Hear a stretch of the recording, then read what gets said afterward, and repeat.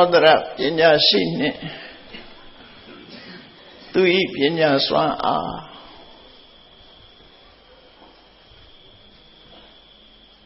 ယမလူမျိုးတွေသိရှိတဲ့950စနိဘတ်တော်ထဲမှာ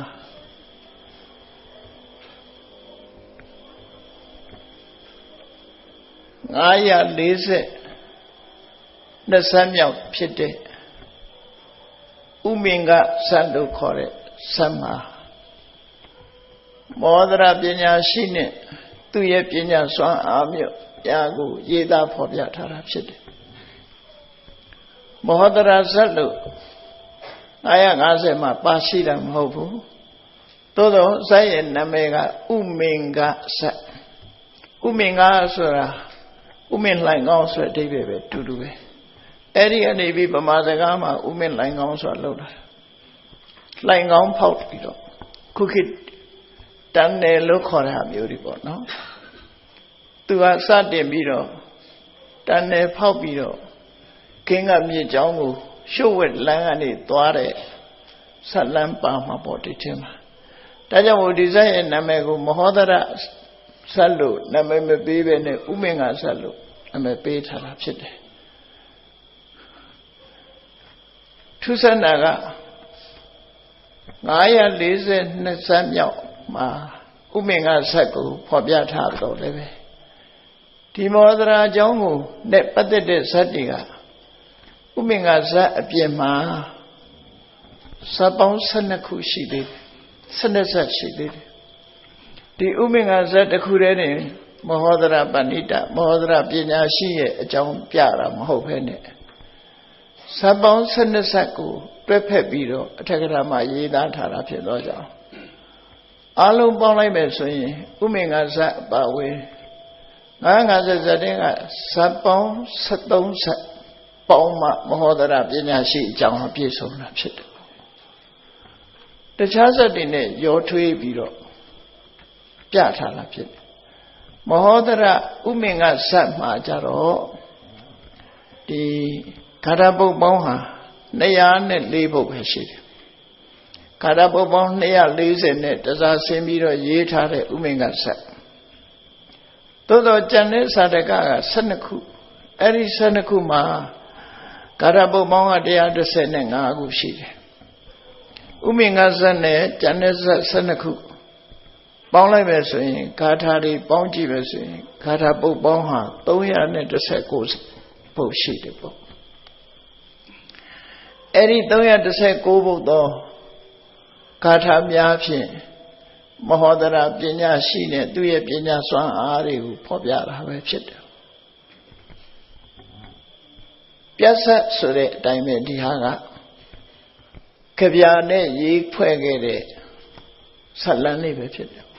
ရှိတ်စပီးယားပြတ်ဆက်တယ်လို့ပဲကြပြနဲ့ရေးဖွဲ့ထားတာအဲ့ဒါကိုတက္ကရာဆရာကကြပြနဲ့ဖွဲ့ဆိုထားတာတွေကိုစကားပြေနဲ့ပြန်ရေးပြထားတာအဲ့ဒါလို့စကားပြေနဲ့ပြန်ရေးထားတဲ့အခါမှာဒီကုန်းချုပ်ဂါထာ၄ပုဒ်ထပ်ထည့်ထားတဲ့အခါကျတော့အလုံးမဟောဒရပညာရှိဇတ်လမ်းဟာဂါထာပုဒ်ပေါင်း323ဂါထာဖြစ်သွားတယ်ပေါ့အလုံးပေါင်းလည်းပဲဒါဒီဇတ်နဲ့ပတ်သက်ပြီးတော့မှတ်သားဖို့ရအဲ့ဒီဂါထာပုဒ်ပေါင်း323နဲ့ဖွင့်ဆိုထားတဲ့မဟောဒရဥမင်္ဂဇတ်မဟောဒရပဏိတအကြောင်းရေးထားတဲ့ဥမင်္ဂဇတ်အဲ့ဒီဥမင်္ဂဇတ်ကိုဒီကနေ့စပြီးတော့ကုံသည်ထီအောင်ဇတ်လံပြည့်စုံသည်ထီအောင်9ရက်ဆိုရင်တော့ကုံသွားလောက်တယ်လို့ထင်ပါတယ်အဲ့ဒါလောက်ထီအောင်မဟောဒရပညာရှိရဲ့အကြောင်းကိုသိကြရအောင်လို့အမှန်တမ်းစိတ်ဝင်စားစရာကောင်းတဲ့ဒီပညာရှိမဟောဒရဗမာလူတွေကတော့မဟောဒရလို့ခေါ်ကြတယ်ပါဠိအစစ်ကတော့မဟောဒရမဟောဒရဆိုတာမဟာဩဒရလို့ပုဖြာမဟာဆိုတာအစွမ်းထက်တဲ့ဩဒရကဆေးမွေးလာတဲ့အချိန်မှာလက်ထဲမှာဆေးစွမ်းကောင်းတက်လက်ထဲမှာဆုပ်ပြီးတော့မွေးလာတဲ့ပုဂ္ဂိုလ်ဖြစ်လို့သူ့ကိုမဟောဒရလို့ဒီလိုပေးတာ ဒီဇက်ကိုမြတ်စွာဘုရားဘာကြောင့်ဟောတော့ဆိုစေတော်ကျောင်းမှာယဟန်တော်တွေဟာဓမ္မသဘင်တစ်ခုမှာမြတ်စွာဘုရားရဲ့ပညာပါရမီပညာစွမ်းအားကြီးမားပုံကိုချီးမွမ်းပြောကြားနေကြတာကိုအကြောင်းပြုပြီးတော့မြတ်စွာဘုရားကဒီဇက်ကိုဟောတာဖြစ်တယ်ဘုရားရဲ့ပညာပါရမီဆိုတာမြတ်စွာဘုရားရဲ့အလောင်းတော်ဟာသူမိရဘွားကစပြီးတော့ပါရမီ7ပါးဖြည့်ခြင်းတဲ့တည်းမှာပညာပါရမီကိုအထူးတနည်းဖြည့်ခြင်းခဲ့တာပါတယ်ပေါ့ကျန်တဲ့ပါရမီတွေဟာအလုံးဟာပညာပါရမီရဲ့အထောက်အကူလို့ပဲပြောရမှာပဲအလုံးသိတဲ့အတိုင်းဒါနပါရမီကစပြီးတော့ဖြည့်ခြင်းခဲ့တယ်အဲ့တော့ပညာပါရမီဆိုတာဘုရားဖြစ်တဲ့အချိန်မှာအထွတ်ထိပ်ရောက်တယ်ဘုရားဆိုတဲ့ပုဂ္ဂိုလ်မျိုးဟာအသိဉာဏ်ရှိဆုံးပုဂ္ဂိုလ်မျိုးဖြစ်သည့်အတွက်ကြောင့်မိမိရဲ့ပညာစွမ်းအားကိုအသုံးချပြီးတော့တရားတို့ရဲ့ကောင်းကျိုးချမ်းသာကိုရချောင်းဟိတဆိုတာကိုညွှန်ပြပြီးဆိုးကျိုးတွေကိုဖြစ်ပေါ်စေတတ်တဲ့အာဟိတတွေကိုရှောင်ရှားစေတာမြတ်စွာဘုရားရဲ့လမ်းညွှန်ချက်ပဲဖြစ်တယ်ကြီးမားလာတဲ့မဟာကရုဏာအခြေခံပြီးတော့မြတ်စွာဘုရားရဲ့အလွန်ကြီးမားကျယ်ပြန့်တဲ့ပညာစွမ်းအားဖြင့်တရားတွေရဲ့အကျိုးစီးပွားကိုဆောင်ရွက်တော်မူခဲ့တယ်ဘုရားလောင်းဘဝမှာပညာပါရမီဖြည့်တယ်ဆိုတာဘယ်လိုဖြည့်တာလဲလို့သိချင်အောင်သိချင်ကြလိမ့်မယ်ပညာပါရမီဖြည့်တယ်ဆိုတာကိုယ်တိုင်သင်ယူခြင်းပဲဖြစ်တယ်ဒါဟာအဗ္ဗဓမ္မမှတ်သားစရာကောင်းတယ်တချို့ကကိုယ်တိုင်သင်ရမှာပြင်းတဲ့အခါကျတော့ပညာပါရမီဖြစ်ဖို့ဆိုပြီးတော့ပညာသင်တဲ့ပုဂ္ဂိုလ်ကိုထောက်ကူပေးကြတယ်ဒါလည်းမှားတော့မမှားဘူးအထောက်ကူပေးရင်အထောက်ကူပဲရမှာပေါ့တေချာစဉ်းစားကြည့်မယ်ဆိုလို့ရှိရင်ပညာဆိုတာကိုယ်တိုင်သင်မှတတ်တာလေအဲ့တော့လူတွေရဲ့ယင်တဲ့နှလုံးထဲမှာပညာတတ်ဖို့ဆိုတာကိုယ်တိုင်သင်ရမှာဖြစ်တယ်အဲ့တော့ပညာပါရမီနဲ့ပတ်သက်ပြီးတော့စာပေကျမ်းကမှာဘယ်လိုဆိုထားတော့ဆိုတကယ်ကိုအသိပညာထက်တန်းကြတဲ့သမဏဗြဟ္မဏတွေထံချင်းကပ်ပြီးတော့တဲ့မေးမြန်းတယ်စူးစမ်းတယ်မေးမြန်းတယ်ဆိုတာသင်ယူခြင်းပဲမှန်တော့မေးခွန်းထုတ်တယ်ဆိုတာသင်တာပဲဒီကိုမသိတာတွေရှင်းအောင်သင်တာဥက္ခဟနဲ့ပရိပု္ပ္ပာစာသင်တာ2မျိုးပဲရှိတယ်ဥက္ခဟဆိုတာပြောတဲ့စကားကိုမှတ်သားတာပရိပု္ပ္ပာဆိုတာမရှင်းသင်တာတွေကိုမေးတာသင်ယူခြင်းနဲ့မေးမြန်းဆွေးနွေးခြင်းပဲဖြစ်တယ်ဟောဒါကြောင့်မို့ပညာပါရမီတတ်ချင်လို့ရှိရင်ပညာပါရမီထက်မြက်ချင်လို့ရှိရင်ဒီဘဝမှာစသင်ရမှာဖြစ်တယ်ပညာတွေကိုစီးပူးအထောက်အောင်ကိုယ်တိုင်ပညာကိုစီးပူးအထောက်မှကိုမသိတာတွေကိုသိအောင်ကြိုးစားမှဒီပညာဟာတဘွားပြီးတပတ်အစွမ်းထက်သွားမှာဖြစ်တယ်တခြားအရာနဲ့မတူဘူးပညာဆိုတာသင်ထားပြီးရင်မေ့ကောင်းမေ့နိုင်တော့လည်းပဲအရည်အချင်းဆိုတာရှိနေတယ်ဒါရှင်းရှင်းလေးစဉ်းစားကြည့်လိုက်မယ်ဆိုရင်ဒီကနေ့လောကီပညာသင်ကြားတဲ့ပုဂ္ဂိုလ်တွေနဲ့နှိုင်းယှဉ်ပြောရမယ်ဆိုရင်မူလတန်းပညာတတ်ထားပြီးမူလတန်းစတွေမေ့ခြင်းမေ့ပါစေအလယ်တန်းကျတော့သူသင်ယူနိုင်တဲ့စွမ်းရည်တတ်ရှိတယ်အလယ်တန်းသင်ပြီးတဲ့ပုဂ္ဂိုလ်ကလည်းပဲအထက်တန်းကိုနားလည်နိုင်စွမ်းရှိတဲ့ပညာရှိတယ်အထက်တန်းသင်ပြီးတဲ့ပုဂ္ဂိုလ်ကတက္ကသိုလ်ပညာကိုနားလည်နိုင်စွမ်းရှိတယ်အဲ့ဒီစွမ်းရည်တတိရတယ်လို့ဆိုလို့ထို့တူပဲဘုရားလောင်းတော်တွေဟာပညာကိုမိမိတို့ကိုယ်တိုင်စီးပူးလိုက်စားကိုယ်တိုင်လည်းပဲအမြဲတမ်းဆင်ញင်သုံးသပ်တွေးခေါ်တတ်တဲ့အလေးအကျင့်တွေကြောင့်သူတို့ရဲ့ပညာစွမ်းအားဟာကြီးမားလာတယ်လူတိုင်းပညာပါရမီပြည့်ကျင်လို့ရှိရင်သင်ယူရမှာဆိုတာမေ့မထားဖို့ပေါ့နော်တမိုးရှိတဲ့ပညာရက်တွေကိုမိမိတို့ကိုယ်တိုင်လေ့လာကြိုးစားအထောက်ကြရမှာဖြစ်ဒီဘဝပညာမသင်ဘူးဆိုရင်နောက်ဘဝအသိမြောက်နေစရာမရှိဘူးဒီဘဝပညာသင်ရမှပြင်းနောက်ဘဝအပြင်းမဲ့ပါလာမှာပဲနော်ဘဝဆက်တိုင်းဟာအပြင်းသွားမှာပဲရှိတယ်ဒီဘဝပညာကြိုးစားလို့ဒီဘဝပညာတွေမေ့ခြင်းမေ့ပါစေဒီမေ့သွားတာဟာတခဏပဲအစွမ်းစားလေးတစ်ခုဖော်လိုက်တာနဲ့ဒီ ပညာစွမ်းအားတွေကပြန်ပြီးတော့တတိကြီးပြန်ဖြစ်လာတယ်ပို့ပြီးတော့လွယ်ကူသွားတယ်မြန်မာနိုင်ငံမှာမိတော့မမိလိုက်ဘူးငယ်တော့ကြာဘူးလိုက်တယ်ပိဋကတ်မောင်ထွန်းကြရင်ဆိုဗမာပြည်မှာပေါ်ခဲ့ဘူးငယ်ငယ်လေးနဲ့ပိဋကတ်စာပေတွေရနေတယ်လို့ဆိုတယ်တီဟိုကျုံးမှာလည်းအဲ့လိုပုံကူမျိုးပေါ်ဘူးတယ်ဘုန်းကြီးတို့တီဟိုနေငံသွားတော့ကအဲ့ဒီတီဟိုကလေးလေးတယောက်ဟာပိဋကတ်ထဲကစာပေတွေကိုရွတ်ဆိုနိုင်နေတယ်သူကထူးခြားတဲ့စွမ်းအားတွေဆိုတာပျောက်သွားတာမဟုတ်ပဲနဲ့စွမ်းရည်တတိဆိုတာပါလာတတ်တယ်ပေါ့စာကုန်မေ့ခြင်းမေ့တော်လည်းပဲသူပုဂ္ဂိုလ်တွေဟာအစလေးရလိုက်တာနဲ့တပြိုင်နက်အလွယ်တကူဆွဲထုတ်နိုင်တဲ့စွမ်းရည်တတိတွေရသွားတယ်ဒါကြောင့်မို့ဘုရားလောင်းနေပညာပါရမီဖြည့်တယ်ဆိုတာကိုယ်တိုင်သင်ယူခြင်းသာလည်းဖြစ်တယ်ဆိုတာဒါမှတ်သားထားမှာပေါ့နော်သို့သောပညာရဲ့အထောက်အကူကုသိုလ်တွေမရှိဘူးလားဆိုရှိဘာတွေတုံးဆိုရင်စီမီလှူပြီးတော့ပညာဉာဏ်ကြည့်ရပါလို့ဤဆုတောင်းတာတွေတို့ဒါတွေလည်းရှိတော့ရှိတယ်သို့တော်လည်းအထီးရောက်ဆုံးကတော့ကိုယ်တိုင်သင်ယူခြင်းသာလည်းဖြစ်တယ်ဘာကြောင့်လို့ဆိုအခုသင်အခုသိအခုတတ်တာပဲလေ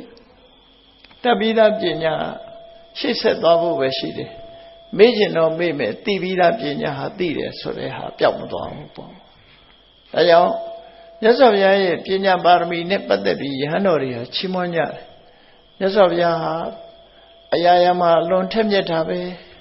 အလွန်ထက်မြက်တဲ့ပညာရှိတယ်အလွန်ကိုနည်းနည်းတဲ့ပညာရှိတယ်အလွန်ကိုထိုးထွင်းပြီးသိနိုင်တဲ့ပညာရှိတယ်ဘယ်ပုဂ္ဂိုလ်ပဲဖြစ်ဖြစ်မှားယွင်းတဲ့အယူဆတွေကိုရှင်းလင်းဖော်ပြနှိပ်ကွက်ဆုံးမနိုင်တဲ့စွမ်းရည်တတ္တိတွေရှိတယ်ဆိုတာတွေကိုချီးမွမ်းစကားပြောကြားနေတဲ့အခါမှာမြတ်စွာဘုရားရောက်လာတော့ဘုရားကမေးလိမေးထားရှိတယ်ငါမလာခင်ဘာစကားတွေဆွေးနွေးနေကြသလဲဆိုတဲ့အခါယဟန်တွေကလျှောက်ကြတယ်အရှင်ဘုရားရဲ့ပညာပါရမီအကြောင်းတပည့်တော်များပြောဆိုဆွေးနွေးနေကြတာဖြစ်ပါတယ်ဆိုတော့အေးငါဟာဒီဘဝတပ္ပညုတဉာဏ်ရလို့ဘုရားဖြစ်တာမှပညာဟာထူးချွန်တာမဟုတ်ဘူးအခုလိုဘောဓိဉာဏ်မရင်ချက်ခင်ဘုရားလောင်းဘဝကလေးကငါရဲ့ပညာအရှိချင်းတွေဟာထက်မြက်ခဲ့တယ်ဆိုတာကိုမြတ်စွာဘုရားကပြန်လီဟောပြောပြီးဒီဥမင်္ဂဇတ်ကိုဟောတာပဲဖြစ်တယ်ပေါ့နော်ဒါ introduction ပေါ့နိဒန်းသွဲထားတာအဲ့တော့ဇာလန်းကိုစကြမယ်ဆိုရင်ဘယ်လိုစလွန်ခဲ့တဲ့အတိတ်တုန်းကဖျားဖြစ်တဲ့ဘဝနဲ့ဆိုရင်တော်တော်လှမ်းတဲ့အတိတ်ပေါ့ဝိဒေဟနိုင်ငံမိထီလာမြို့ကနေ့ခေတ်မိထီလာမြို့ကတော့အာခရာသွားတဲ့လမ်းမှာတွေ့ခဲ့ဘူးတယ်ပေါ့နော်အဲ့ဒါဒေလီနဲ့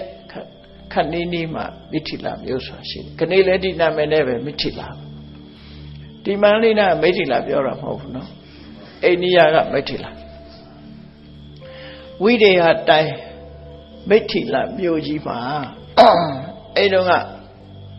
တရားတော်သောမင်းတွေဟာအိန္ဒိယနိုင်ငံကြီးကိုအုပ်စိုးကြတာဒီဗြိတိရှတွေမတက်ခင်ကတည်းကအိန္ဒိယနိုင်ငံမှာဒီအသောကမင်းကြီးလက်ထက်ကတော့အိန္ဒိယတချမ်းအုပ်စိုးခဲ့တာဖြစ်တယ်တချမ်းပဲအုပ်စိုးခဲ့တာအဲ့ဒီနောက်ပိုင်းကျတော့ဒီအိန္ဒိယအခုအိန္ဒိယတိုက်လို့ခေါ်တဲ့မြေပုံကြီးတစ်ခုလုံးကိုအုပ်စိုးနိုင်တဲ့ပုဂ္ဂိုလ်ဟာတော့ရှားတယ်ပေါ့နော်အစိတ်ပိုင်းနေသူ့နယ်နဲ့သူမင်းမောင်100တပါသောမင်းတွေအုပ်စိုးခဲ့တာများတယ်အဲ့ဒီအချိန်မှာလည်း100တပါသောမင်းတွေအုပ်စိုးတယ်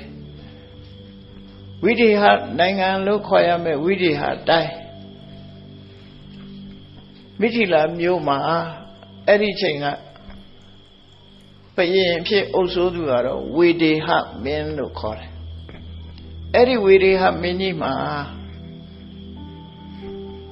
စီးပွားကြီးပွားရေးနဲ့ပတ်သက်ပြီးတော့ဘုရင်ကြီးကိုလမ်းညွှန်ပြမဲ့ပုဂ္ဂိုလ်ဥပရိရေးရနဲ့ပတ်သက်ပြီးတော့ဘုရင်ကြီးကိုအကြံပေးတဲ့ပညာရှိပုဂ္ဂိုလ်ကြီးတွေ4ယောက်ရှိတယ်တဲ့ဟောစာပေကျမ်းမှာတော့အဋ္ဌဓမ္မနုတတက္ကာအဋ္ဌဆိုတာ ဘုရင်လှုပ်တဲ့ကိစ္စတွေနဲ့ပတ်သက်ပြီးတော့လမ်းညွှန်တာခုခေတ်လို့ဆိုရင် advisor ပေါ့နော်ဘုရင်ကြီးရဲ့အကြံပေးတွေပေါ့ဓမ္မဆိုတာတော့လိုက်နာကျင့်သုံးရမယ့်ဥပဒေတွေတော့ဘုရင်ကြီးလိုက်နာဆောင်ရမယ့်ကိစ္စတွေကျင့်သုံးရမယ့်ဥပဒေတွေရှေ့ထုံးတွေဒါတွေကိုသူတို့ရဲ့ရာဇတတ္ထရာဇနိတိဓမ္မနိတိဆိုတဲ့ရှေးခေတ်ကရှိတဲ့ကျမ်းစာတွေအတိုင်းပဲဒီကျမ်းစာတွေကိုကြည်ကြည်ပြုံပြုံတတ်သိလိမ္မာတဲ့ပညာရှိကြီး၄ယောက်ကဝေရိဟမင်းကြီးကိုဒီအကြံပေးပြီးတော့သူတို့ရဲ့အကူအညီနဲ့သူ့တိုင်းနိုင်ငံကိုကြီးပွားတိုးတက်အောင်လှုပ်ဆောင်ခဲ့တယ်ပေါ့သူတို့၄ယောက်ကဘယ်သူတုံးဆိုရင်ပထမဆုံးကသေနကဒုတိယကပုဂ္ကုတတတိယကကာမိန္ဒလို့ခေါ်တယ်စတုထကဒေဝိန္ဒသူတို့နာမည်တွေအဲ့လိုသိသိရှိတယ်ဒီဇက်ကိုငယ်ငယ်လေးတုန်းကကိုရင်မောသေးခင်ကပေါ့အိမ်ကတကာကြီးကနေပြီးတော့ည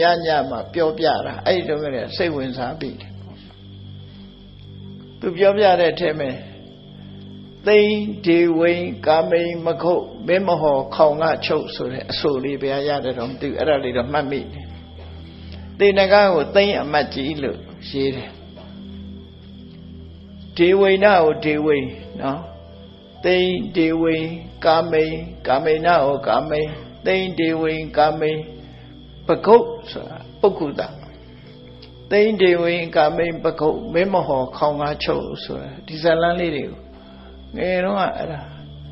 နာဘူးတော့အလုံးစိတ်ကြားနာဘူးတော့အလုံးစိတ်ဝင်စားတယ်ပထမဆုံးပြောပြတာတော့အိမ်ကတကားကြီးပဲပေါ့နော်သူ့ကိုနှိပ်ပေးလို့ရှိရင်ဒါပြောပြတယ်အလကားတော့မရဘူးနှိပ်ပေးရသေးတယ်တက်နှင်းပေးရတယ်အဲ့ဒီအချိန်မှာပြောပြ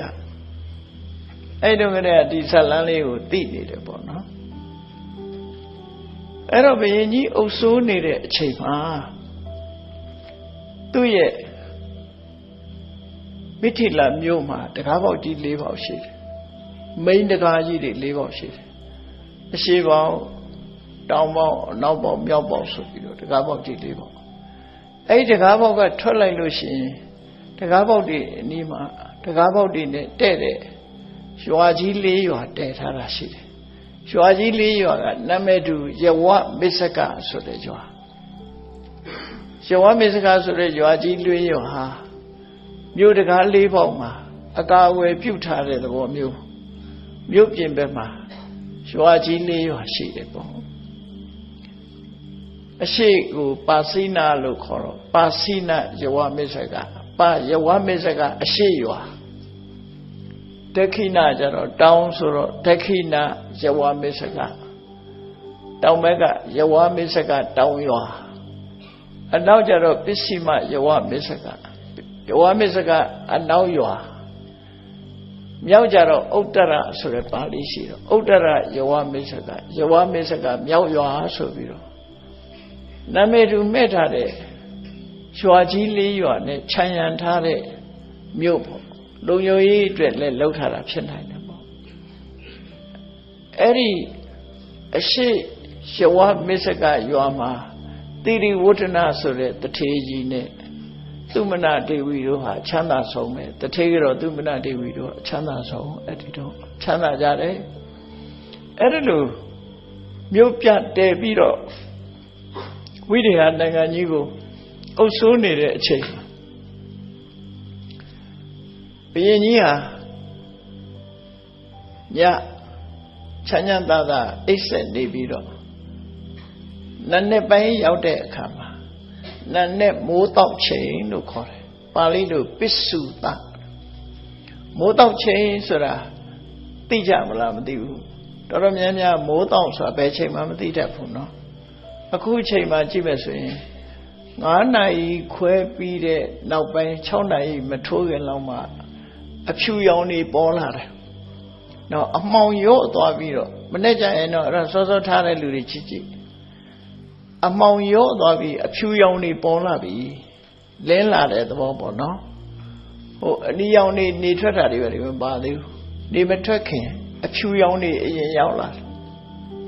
အဲ့ဒါကိုမိုးတောက်လို့ခေါ်တယ်မိုးတောက်ပန်းဆိုတာအဲ့ဒါကိုပြောတာအဲ့ဒီချိန်မှာပွင့်တဲ့ပန်းတွေကိုမိုးတောက်ပန်းလို့ခေါ်တယ်ပါဠိလိုပစ္စုတမိုးတောက်ချိန်အမှောင်တွေရော့ပြီးတော့အဖြူရောင်အလင်းရောင်လေးတွေပေါ်လာတယ်နော်လင်းလာတယ်ပေါ့နော်အဲ့ဒီအချိန်လေးမှာပြန်ပြီးတော့တမေးအိပ်ပျော်သွားတဲ့အတော်တွင်လေးမှာပေါ့မိုးတောက်ချိန်ဆိုတော့အဲ့ဒီအချိန်လေးမှာတမေးလေးအိပ်ပျော်သွားတဲ့အချိန်မှာအိမ်မက်လိုက်တယ်ဘာအိမ်မက်တော့ဆိုဘုရင်ကြီးရဲ့နန်းတော်ရင်ပြင်ကြီးမှာ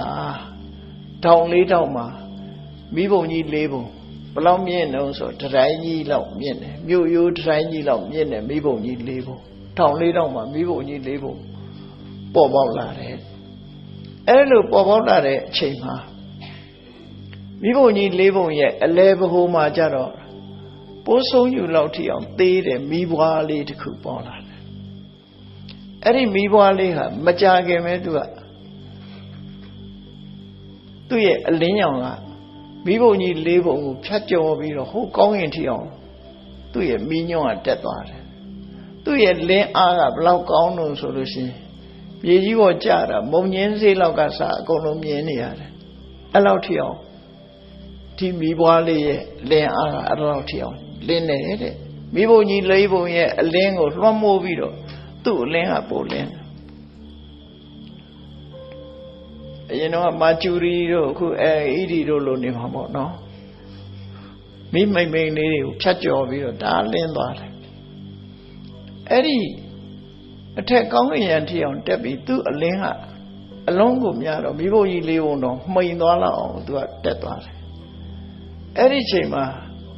လူတွေနဲ့တည်းရတယ်အဲ့မိဘုံထဲမှာမိဘုံအနီးလေးမိဘုံလေးရဲ့အနီးမှာလာပြီးတော့မိဘုံလေးကိုပူဇော်နေကြတယ်တဲ့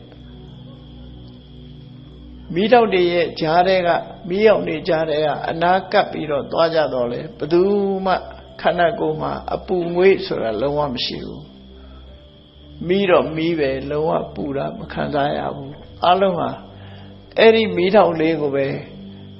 အာယုံပြုပြီးအလေးအမြတ်ပြုပြီးတော့နေကြတာကိုအိမ်မက်ထဲမှာမဲလိုက်တယ်အဲ့တော့မိုးတောက်ချိန်လေးမှာဖြတ်ခနဲ့မဲလိုက်တဲ့အိမ်မက်ပဲအဲ့ဒီအိမ်မက်လဲမက်ပြီးတော့ဖြတ်ခနဲ့နိုးလာ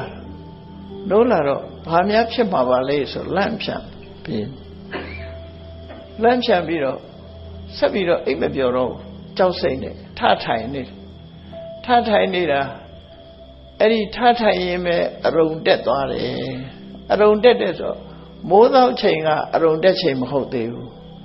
အရုံဆိုတာအာယုံတက်တဲ့ခုဗမာတွေခေါ်ကြတဲ့အာယုံပေါ့နော်အရုဏဆိုတာအရှိလောကရကနေရဲ့အညွန့်အနီရောင်လေးလာပြီဆိုရင်ဒါအရုံတက်တယ်လို့ခေါ်တယ်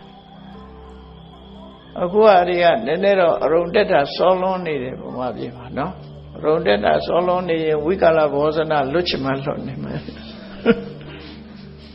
အရုံတက်တာတွေကစောနေလို့ရှိရင်ပင်လယ်ကြီးဖြတ်ကူးလာပြီးကမ်းရောက်မှရေနစ်တယ်လို့ဖြစ်နေတညလုံးအငတ်ခံလာပြီးတော့မနေ့ကိုအစောကြီးစားလိုက်တော့သီလာကျိုးသွားအဲ့ဒါသတိထားပါနော်အရှိလောကရကအနီရောင်လေးတန်းလာတာကိုအရုဏလို့ခေါ်တယ်အဲ့တော့ဒီဘုရင်ကြီးဟာမိုးတောက်ချိန်လေးမှာအိမ်မက်လိုက်ပြီးတော့အိမ်မက်တာခဏလေးပဲသူကမိကနေနေတော့မက်လိုက်ပြီးတော့လန့်ပြီးတော့နိုးလာပြီးတော့ကြောက်လန့်တဲ့ကြားထထိုင်နေတယ်အရှိလောကရကအနီရောင်လေးတန်းလာလို့အရုံတက်ချိန်ထိအောင်သူပြန်မအိတ်တော့ဘူးထိုင်ပြီးတော့နေတယ်ဒီလိုဆိုအဲ့ဒီအချိန်မှာအရုံတက်ပြီဆိုတော့ဘုရင်မကြီးစီကိုနေ့စဉ်နဲ့အမျှပညာရှိအမတ်ကြီးတွေကအခါသားဝင်လာကြတယ်ဒါထုံးစံပေါ့နော်အခါသားဝင်လာတဲ့အခါဘာအတွက်အခါသားဝင်တာတော့ဆိုတော့ညကအိပ်ဆက်လို့ကောင်းပါရဲ့လားဆိုတာမေးဖို့ရလာကြတယ် Good morning လို့ဖို့လာတာနေမှာပေါ့နော်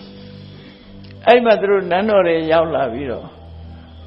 ရှင်မင်းကြီးညကချမ်းချမ်းသာသာအိပ်ဆက်ရပါရဲ့လားတဲ့မေးကြတာဘယ်အိပ်ဆက်ရမလဲကွာ ငါမှမနေ့ကအိမ်မက်ဆိုးတွေမက်တယ်ပေါ့ဒါကြောင့်မလို့ဘာများဖြစ်မလို့လို့စိုးရိမ်စိတ်တွေနဲ့ငါထိုင်နေတယ်ဆိုပြီးသူ့အိမ်မက်အကြောင်းကိုပြောပြတော့တေနကပညာရှိမှကြီးကအရှင်မင်းကြီးဒါတကယ်မင်္ဂလာအိမ်မက်ပဲအိမ်မက်ကောင်းမယ်ဒါမိဘုံကြီး၄ဘုံဆိုတာတခြားမဟုတ်ဘူးကျွန်တော်တို့ advisor ၄ယောက်ရဲ့သင်္ကေတပဲဖြစ်တယ်ပေါ့နောက်ထပ်မိဘွားလေးဆိုတာဘုဆိုးယူတော်မိဘွားလေးဆိုတာနောက်ထပ်ပညာရှိတစ်ယောက်ပေါ်လာအောင်ပါသမင်းကြီးရဲ့နိုင်ငံမှာပညာရှိသေးသေးလေးပေါ်လာလေဦးမယ်ဒါပေမဲ့အဲ့ဒီသေးသေးလေးကကျွန်ုပ်တို့ကိုလွှမ်းမိုးသွားအောင်လောကအကြောင်းအကောင်းဆုံးအကြောင်းကျိုးတွေကိုသွန်သင်ဆုံးမနိုင်တဲ့တကယ်ထိတ်တန်းပညာရှိပုဂ္ဂိုလ်လေးဖြစ်ပြီးတော့ကျွန်ုပ်တို့ကိုလွှမ်းမိုးသွားမယ်ပညာရှိပေါ်လာမယ်အထိတ်မှဖြစ်ပါတယ်သူကလည်းဘေးရင်ကိန်းခန်းနဲ့တွက်ကြည့်လိုက်တဲ့အခါမှာသူအတတ်ဟောလိုက်တဲ့အဲ့ဒီတေနကအမတ်ကြီးဧကန္ဒိဋ္ဌဒီကနေ့မနေ့အဲ့ဒီပညာရှိကလေးတရေခရလည်းဖြစ်ခြင်းဖြစ်မယ်မွေးလာတာလည်းဖြစ်ခြင်းဖြစ်မယ်သူအဲ့လိုဟောတရေသူတရေတည်တဲ့အချိန်မှာဒီအိမ်မက်မက်တာဖြစ်မယ်သို့မဟုတ်သူမွေးတဲ့အချိန်လေးမှာအိမ်မက်မက်တာဖြစ်မယ်သူအတတ်ဟောလိုက်တော့ပြင်ကြီးကစိတ်အေးသွားသူပြောတဲ့စကားလေးကိုနားထောင်ပြီးစိတ်အေးသွားဟုတ်တယ်အရှိရဝါမေဇကအရှိရွာမှာတိရိဝဒနာဆိုတဲ့တထေးနဲ့သူမနာဒေဝီဆိုတဲ့တထေးကတော်တို့အိမ်မှာအဲ့ဒီမနေ့မှာသူမနာဒေဝီတထေးကတော်မှာမဟောဒရာလောင်းလျာဖရာလောင်းလေးတန်လေးခါတဲ့အချိန်ဖြစ်တယ်တရေတီးတဲ့အချိန်အဲ့ဒါလို့တာဝရိန္ဒနတ်ပြည်ကနတ်သားဘဝကစွတ်တည်ပြီးတော့လူပြည်မှာပါရမီဖြည့်ဖို့ဆိုပြီးဘုရားလောင်းလေးဟာရှောက်ရှိလာတယ်တော့ကိုသွားခြင်းတဲ့အချိန်သွားလို့ရသလားလို့ဆိုတာလူတွေမှာကိုသွားခြင်းတဲ့စိတ်ညွတ်လို့ရှိရင်တဏှာရဲ့စွမ်းအားနဲ့ရောက်ချင်တဲ့နေရာရောက်လို့ရတယ်ကုသိုလ်ကောင်းမှုရှိပြီဆိုလို့ရှိရင်နော်အဲ့ဒီနိကန္တိလို့ခေါ်တယ်သူကနိကန္တိဆိုတာတဏှာဘဝနိတိကာဘဝကိုပို့ဆောင်ပေးတာကံကမဟုတ်ဘူးတဏှာပို့ဆောင်ပေးကံကတော့သူကမျိုးစိချတာပေါ့နော်တဏှာကဥဆောင်သွားတာဘုန်းကြီးတွေဒီဘဝရောက်လာတာတဏှာကနေဥဆောင်လာတာကံကနေပြစ်ချပေးတာကိုဖြစ်ချင်တဲ့နေရာမျိုးကိုယ့်ရဲ့တွေ့တာမှုရှိတဲ့နေရာမျိုးမှာလာမွေးတာပဲဒါနော်ဒီကံဒီဆိုတာဖြစ်ခဲ့တဲ့နေရာတွေမှာထပ်ပြီးတော့မွေးတတ်တယ်လူဟာဒါကြောင့်မို့လို့ဘဝ900တို့ဘဝ1000တို့ဒီလိုဖြစ်တာနော်ကိုမွေးဖွားမှုတဲ့နေရာကိုဒေသဇွဲလေးဆိုတာရှိတယ်လေအဲ့ဒီအစွဲလေးတွေကနောက်ထပ်မွေးဖို့အတွက်ပဲတေချာလေးဘလောက်ကောင်းတဲ့နေရာအမလေးဒေသဇွဲလေးရရှိသေးဒေသဇွဲလေးကိုနေရာပဲကိုကောင်းတယ်လို့ထင်တဲ့အစွဲရရှိတယ်ရန်ကုန်သားမဟုတ်ဘဲနဲ့ရန်ကုန်မြို့နေတဲ့လူတွေကလည်းပဲအသက်လေးကြီးလာတဲ့အခါကျတော့ရွာပြန်ခြင်းစိတ်ကလေးတွေပေါက်လာတယ်ဒါသဘာဝပဲနော်ကိုဒေသလေးကိုတော့ကိုသွားပြီးအလှလေးပါလေးတော့လှုပ်တတ်ကြတယ်ပေါ့လူတွေမှာနော်ဘလောက်ကြောင်ကြသွားတာပဲဘလောက်တော့ကြကိုနေရာလေးကိုတော့ကိုသွားလှုပ်လေးရှိကြတယ်ပေါ့အဲ့ဒါအစွဲကလေးလို့ခေါ်တယ်အဲ့ဒီအစွဲလေးကနေဥဆောင်ပြီးတော့ကံကနေပြီးတော့ပြစ်ချတဲ့အခါမှာလူတွေဟာအစွဲရှိရဖြစ်ကြတာပဲဖြစ်အဲ့တော့ခုတည်းကကောင်းတဲ့နေရာစွဲထားမကောင်းတဲ့နေရာတောင်းကနာတွေသွားမစွဲလေးနဲ့အဲ့ဒီနေရာစွဲပြီးလို့ရှိရင်အဲ့ဒီနေရာရောက်သွားနိုင်တတ်တယ်ပေါ့အဲ့တော့ဘဝကိုအဆုံးဖြတ်ပေးနေတာကံကြီးမဟုတ်ဘူးတဏှာကအဆုံးဖြတ်ပေးတာဒီကံဒီလို့ဆိုတဲ့တဏှာဒါမှမဟုတ်ကံကိုဘဝနိတိလို့မသုံးမဲနဲ့တဏှာကိုသာလဲဘဝနိတိလို့သုံးတာယာယံတဏှာပောနုဘဝိကဆိုတဲ့ထားမှာပောနုဘဝိကဘဝတိတ်ကိုဖြစ်စေတာတဏှာသာလည်းဖြစ်တယ်ပေါ့နော်ကံကဖြစ်စေတာမဟုတ်ပဲနဲ့တဏှာကဖြစ်စေတာသူဥဆောင်တယ်လို့ဆိုလို့တယ်သူဥဆောင်ပြီးသူလက်ထောက်ချတဲ့နေရာကံကချပေးရတယ်ဘဝကိုဥဆောင်သွားတာတဏှာပဲဘဝတဏှာကလမ်းပြတယ်ကံကမျိုးစိတ်ချတယ်နောက်ပေါင်းပြီးတော့ လုပ်တဲ့အရာလားဖြစ်အထူးသဖြင့်ထင်ရှားတာတခုပြောပြမယ်ဆိုရင်ဗေမိတာရမင်းကြီးဟာသောတာပန်လည်းဖြစ်တယ်ဘုရားနဲ့တွေ့ခြင်းလည်းအလွန်ဘုရားပေါ်မှာကြည်ညိုတဲ့ပုဂ္ဂိုလ်ဖြစ်တယ်ဝေလူဝန်ကျောင်းကြီးကိုပထမဆုံးလှူဒန်းတဲ့ပုဂ္ဂိုလ်လည်းဖြစ်တယ်သောတာပန်ဖြစ်ပြီးတော့နောက်ဆုံးမှာထောင်သွင်းကျင်းချပြီးထောင်ထဲမှာအသက်ဖြတ်ခံရတဲ့အခါမှာတိတော့ပဲရောက်တော့ဆိုရင်စတုမာရဲ့နတ်ဘုံကအာလဝကတို့ပုံလကားတို့နဲ့တဒန်းနဲ့ဝိသောနမင်းကြီးရဲ့အခါစားအမှုထမ်းနတ်ပတူကြီးသွားဖြစ်တယ်တကယ်ဆိုရင်သောတာပန်နဲ့သောတာပန်ကုသိုလ်ကောင်းမှုတွေလည်းအများကြီးလုပ်တာဖြစ်တဲ့ဖြစ်ထိုက်တာအနည်းဆုံးတာဝရိန္ဒာလောက်တော့ဖြစ်တဲ့တာပေါ့အနာရဝိန်တထေးတို့ဆိုတုတ်တိတာဖြစ်တယ်လေဝိသခါတို့ကျတော့နေမနာရတိဘုံတော့ရောက်သွားတယ်လေအဲ့တော့ဖြစ်နိုင်တယ်အကြောင်းပြတော့ဘာဖြစ်လို့ဗေမိတာရမင်းဟာစတုမာရေပုံမာရင်ဖြစ်ရတော့ဆိုအဲ့ဒီမှာအချိန်ချင်းဖြစ်ခဲ့တယ်အစွဲလန်းလေးပဲအဲ့တော့တောသားတောပြန်ရောက်တာမဆမ်းပါဘူးနော်တောသားတွေတောဆွဲရှိရင်တောပြန်ရောက်မှာပဲဒါတေချာနေတယ်အဲ့ဒါပဲသူလည်းစတုမာရေပုံပြန်ရောက်သွားတာဆွဲလေးနဲ့ပြန်ရောက်သွားတာကံအနေနဲ့ပြောမယ်ဆိုရင်ထက်တန်ရောက်နိုင်တယ်ပေါ့နော်ဟုတ်ပြီဒီမှာလည်းဘုရားလောင်းနေဟာလည်းပဲထို့တူပဲပါရမီဖြည့်ဖို့လူလောကကိုညှော်လင်းကြတယ်နတ်ပြည်ဆိုတာပါရမီဖြည့်ဖို့မဟုတ်ဘူးအချိန်ဖြောင်းနေတာဖြစ်တယ်ချမ်းသာဒုက္ခတွေများပြီးနေစဉ်နဲ့တည်းများဥပမာပြောမယ်ဆိုရင်နေစဉ်တည်းများပွဲလန်းသဘင်နေနဲ့နေရတဲ့အချိန်လိုပဲနတ်ပြည်ဆိုတာအဆိုကအတိမုတ်တွေနဲ့စားစရာအတွက်လည်းမပူရဘူးနေစရာအတွက်လည်းမပူရဘူးစိတ်တိုင်းကြနေကြတာဆိုတော့လူပြည်ကလို့အလုံးလုံးရတဲ့အချိန်လည်းမရှိတော့သူတို့မှနေစဉ်ပွဲနေပွဲထိုင်သွားနေကြတာနဲ့အလားတန်တူတယ်အဲ့တော့ကုသိုလ်ကောင်းမှုလုပ်ဖို့အချိန်ဆိုတာမတမနဲ့လူပြည်ရောက်တဲ့အခါကျမှဒုက္ခဒုက္ခဘဝမျိုးစုံကြုံတဲ့အခါမှာကဲစရာလူကလည်းပေါ်တယ်နော်ဒီအာယုကလည်းမျိုးစုံတယ်ပေါ့လူပုံမှာဒါကြောင့်မို့လူပုံလူဘဝဟာတကယ်ကိုပရိသပင်ဘဝမျိုးလို့စုံတယ်ပေါ့ဘယ်သွားခြင်းတော့လူပုံဟာလမ်းစုံပဲအထက်သွားခြင်းလားအောက်သွားခြင်းလားအောက်ဆိုလည်းအကုန်ရောက်နိုင်တယ်ဝီစီထီအောင်ဆင်းလို့ရတယ်လူပုံကနေပြီးတော့အဲ့တော့အထက်တက်ခြင်းလည်းပဲဗြဟ္မဘုံထီအောင်တက်လို့ရတယ်နောက်ဆုံးနိဗ္ဗာန်ထိသွားလို့ရတယ်လူပုံဟာကမ္မဘူမိလို့ခေါ်တယ်အဗ္ဗဒမစုံတဲ့ပုံဘဝအေးဒါကြောင့်မလို့လူပုံကိုရောက်လို့တဲ့စိတ်ညွတ်ပြီးတော့လူဘဝရောက်လာတယ်လို့ဒီလိုပြောရမှာဖြစ်တယ်ပါရမီဖြည့်ဖို့လူဘုံရောက်လာကိုလလွယ်ဆယ်လပြည့်တဲ့အခါမှာဖွားမြင်သူတို့သားလေးတို့ဖွားမြင်လာတယ်ဖွားမြင်လာတဲ့အခါမှာတရားမင်းကြီးကဘုရားလောင်းဆိုတာငိုတဲ့ကဒီစွန့်ရည်တတိရှိတဲ့ပုဂ္ဂိုလ်တွေပါရမီဖြည့်တဲ့ပုဂ္ဂိုလ်တွေထူးခြားတဲ့ပုဂ္ဂိုလ်တွေဆိုတာနတ်ကောင်းတွေကကြည်နေတာပဲအမြဲတမ်း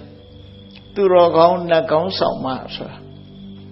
အခုလူတွေလည်းကြည်နေမှာပဲနော်မကြည်ဘူးလို့မထင်နဲ့တောင်းမို့ကုသိုလ်ကောင်းမှုလုပ်ပြီးအမျှဝေရင်နတ်တွေအရင်ဝေတာကောင်းတယ်လူတွေကဝိจิตတန်းจิตတာတို့ခေါ်တာနတ်တွေကတော့တကယ်လူချင်းလို့တာတို့ခေါ်တာဒါမို့လို့အခုအမျှဝေတဲ့အခါမှာနတ်တွေပဲအရင်ဝေလိုက်တာအဲ့ဒါအကောင်းဆုံးပဲနော်နတ်တွေကတော့တကယ်ကို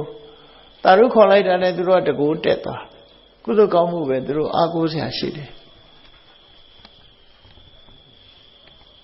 အဲ့ဒီတော့ဒီဖျားအလောင်းလေးဟာသုဗနာဒေဝီတထေးကြော်ကြီးဝမ်းကနေပြီးတော့အလွယ်တကူပဲမွေးဖွားလိုက်တယ်မွေးဖွားလိုက်တဲ့အချိန်လေးမှာပဲမိခင်ဝမ်းကကျွတ်တဲ့အချိန်လေးမှာပဲကိုထင်မပြပဲနဲ့တရားမင်းကြီးကဆင်းပြီးတော့သူ့လက်ထဲဆေးတောင်လေးထည့်သွားတယ်ဘယ်သူမှမသိလိုက်ဘူး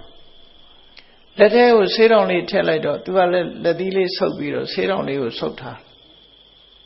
အဲ့လိုလေးမွေးလာပြီးတဲ့အခါမိခင်နဲ့တွေ့တဲ့အချိန်လေးမှာလက်လေးဖြန့်ပြီးတော့အဲ့ဆေးတောင်လေးကိုသူ့အမေပေးတယ်သူ့အမေကမေးတယ်ငါသားပါရလာတာတော့ဘာပါလာတာတော့ဆိုဆေးပါလာတယ်ဆိုဆေးတောင်လေးကိုသူ့အမေလက်ဖြန့်ပြပြီးတော့ ဒီဆေးလေးဟာအစွမ်းတတ္တိရှိတဲ့ဆေးပါယောဂရှိတဲ့လူတွေကိုဒီဆေးလေးနဲ့ကုပါလို့ဆိုပြီးသူ့မိနဲ့စကားပြောတယ်မွေးပြီးကစားမှစကားပြောတယ်သူကအဲ့လိုလက်ထဲကဖြန့်ပြီးတော့ဆေးတောင်လေးကိုသူ့မိအပ်လိုက်တာအပ်လိုက်တော့လေသူ့မိကဝမ်းသာတယ်ဘာလို့လဲဆို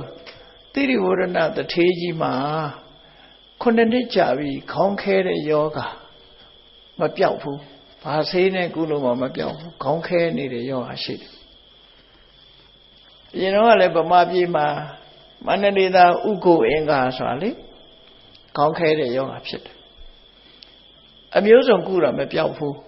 နောက်ဆုံးမှဆရာကြီးဥဝခေစီသွားပြီးတရားထိုင်တော့မှခေါင်းခဲယောဂပြောက်သွားတာအဲ့ဒါကြောင့်မလို့သူကတရားဆွဲဆွဲမြဲမြဲလုပ်တာသူ့ထုတ်ပတ်တိတွေဖတ်ကြည့်ရင်အဲ့တိုင်တွေ့ရလိမ့်မယ်နော်သူတရားထုတ်လိုက်မှခေါင်းခဲယောဂပြောက်သွားတာအခုလည်းပဲတိရိဝရဏတထေးကြီးမှာ9နှစ်ကြာပြီဖြစ်တယ်ဆွဲနေတဲ့ခေါင်းကိုက်တဲ့ယောဂကြီးဟာခုခေတ်ဆိုရင်တော့ migraine လို့ပြောမလားမသိပါဘူးနော်အဲ့ဒီယောဂဟန်ကြတာပဲဆိုပြီးဒီဆေးလေးကိုကြောက်ပြစ်ပေါ်မှာသွေးပြီးတော့နှစ်ဖူးပေါ်မှာလိမ့်လိုက်တာနဲ့တပြိုင်တည်း9နှစ်ဆွဲကပ်နေတဲ့ယောဂဝေဒနာချက်ချင်းပြောင်းသွားတယ်ဒါဆေးစွမ်းကောင်းမယ်အလုံးတိရိဝရဏတထေးကြီးရဲ့အိမ်မှာဆွေးစွမ်းကောင်းရှိတယ်ဆွေးစွမ်းကောင်းရှိတယ်ယောဂရှိတဲ့လူတွေကလာလာတောင်းတဲ့အခါအဲ့လိုသွေးပြီးတော့ရေလေးနဲ့ဖြောပေးလိုက်တဲ့အခါယောဂဝေဒနာတွေပျောက်ကြတယ်တဲ့နော်ယောဂဝေဒနာတွေပျောက်ကြတယ်ကဲဒီမွေးလာတဲ့ကလေးလေးကိုနာမည်ပေးကြမယ်ကင်မွန်တက်တဲ့နေ့လို့ဗမာတွေကတော့ကင်မွန်တက်တဲ့ပွဲလို့ခေါ်တယ်နော်ကင်မွန်တက်ပွဲလုပ်တဲ့အခါမှာတထေးကြီးကစဉ်းစားတယ်ငါသားသူ့အဘိုးဘွားတွေရဲ့စာနှိမ်တို့ပါလို့ပေါ့နော်မျိုးရိုးရဲ့နာမည်တွေဘိုးဘွားတွေရဲ့နာမည်တွေထည့်မဲ့စရာမလိုဘူးသူ့ဘာသူ့နာမည်သူယူလာတဲ့သားဖြစ်တယ်သူဟာလက်ထဲမှာဆေးတောင်ကလေးဆုပ်ပြီးတော့မွေးလာတဲ့ပုဂ္ဂိုလ်ဖြစ်သည့်အတွက်ကြောင့်သူ့ကိုဩဒရလို့ပဲနာမည်ပေးမယ်ဩဒရဆိုတာဆေး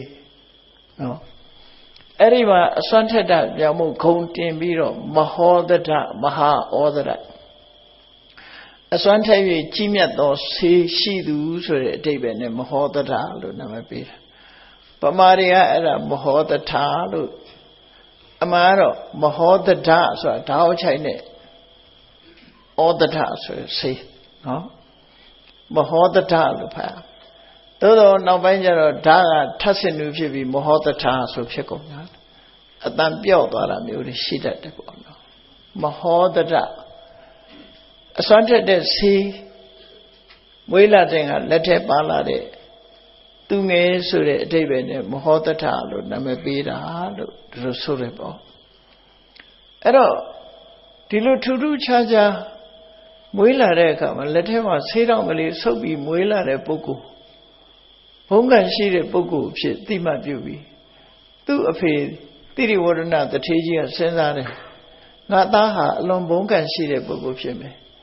သူတယောက်တည်းတော့မဟုတ်တော့ဘူးသူ့ရဲ့အဖော်တွေလည်းပါကောင်းပါလိမ့်မယ်ဆိုပြီးလိုက်စုံစမ်းတယ်စုံစမ်းလိုက်တော့အဲ့ဒီယောဝမစ္စကရွာမှာပဲသူနဲ့တနေ့တည်းမွေးဖွားတဲ့ကလေးပေါင်း1000ရှိတယ်အဲ့တော့အင်ကြီးကလည်းများပုံရတယ်နော်သို့မဟုတ်ရှင်မွေးလွန်းနေပေါ်လို့လည်းဖြစ်မယ်အဲ့တော့အင်ကြီး1000ကကလေး1000မွေးထားတယ်ကလေး1000မွေးတော့သူ့သားရဲ့အဖော်သဟဲအဖြစ်အဲ့ဒီကလေးတွေကိုထောက်ပံ့ညပေးပြီးဒီကေမွန်တက်မင်္ဂလာကိုလည်းသူတို့လုပ်ပေးတယ်သူကချမ်းသာကြွယ်ဝတဲ့လူဆိုပတ်စံပေးပြီးတော့အကုန်လုံးသူတို့ကိုစောင့်ရှောက်ထားတယ်အဲ့ဒီလိုနဲ့9နှစ်အရွယ်ရောက်လာတယ်ဒီကလေးလေးချမ်းချမ်းသာသာနဲ့9နှစ်သားအရွယ်ရောက်လာတဲ့အခါအဲ့ဒီကလေးတွေပါခေါ်ပြီးတော့သူ့သားနဲ့တွဲဖက်ပြီးကလေးသူငယ်1000ပြောပါဘဝမှာနေထိုင်နိုင်အောင်တိရိဝရဏတထေးကြီးကကြွေးမွေးဆောင်ရှောက်ပြီးတော့ထားတယ်သူတို့ဟာကလေးသူငယ်တို့ရဲ့သဘာဝရွာလေကောင်ကွင်းကြီးထဲမှာကစားကြတယ်ကစားကွင်းကြီးလုပ်ပြီးတော့အဲ့ဒီမှာကစားကြတယ်ခုခေတ်လို့ဘောလုံးကန်တာတော့ပါမယ်မဟုတ်ဘူးနဲ့တူပါတယ်ကြားသူတို့ကစားတာတော့ဒီသူတို့ခေတ်ကကစားနေပေါ့နော် အဲ့လိုကစားကြတဲ့အခါမှာတခါတည်းရွာလဲကောင်ဆိုတော့သွားတဲ့အခါမှာဆင်းနေလာတာရှိတယ်မြင်းနေလာတာရှိတယ်ဆင်းနေမြင်းနေလာပြီဆိုရင်ကလေးတွေကတိတ်ညရပြေးကြရလွှားကြရရှိတယ်ပေါ့နော်အခါတလေမိုးရွာလာတာတို့သူဆိုရင်လည်းသူတို့ပြေးကြလွှားကြမိုးတွေရွာချလာလို့ရှိရင်လည်းကစားနေရကနေပြီးတော့ပြေးကြလွှားကြအမိုးကရောက်အောင်ပြေးကြရတာအဲ့လိုပြေးတော့တယောက်နဲ့တယောက်တိုက်ပြီးတော့လဲကြတာတို့လူ1000ဆိုတော့နေတာမဟုတ်မိုးတွေရွာချလို့ပြေးကြလွှားကြတဲ့အခါမှာတယောက်နဲ့တယောက်တိုက်လဲတာတွေဖြစ်လာတော့တို့အခုလို့ဆိုရင်ဒုက္ခရောက်တယ်ကစားကွင်းကြီးထဲမှာတို့လေလုံးမိုးလုံးကစားကွင်းကြီးတစ်ခုလောက်အောင်ဆိုပြီးတော့အကြံရဘုရားလောင်းမဟောတထသူ့ငယ်ကစပြီးတော့သူ့ရဲ့ဖော်တဲ့အဲ့ဒီကိုပြောတယ်မင်းတို့အိမ်ကတဲ့အိမ်ကိုတစ်ချက်စီယူခဲ့ကွာတို့အမိုးကနဲ့ကစားကွင်းဆောက်ကြရအောင်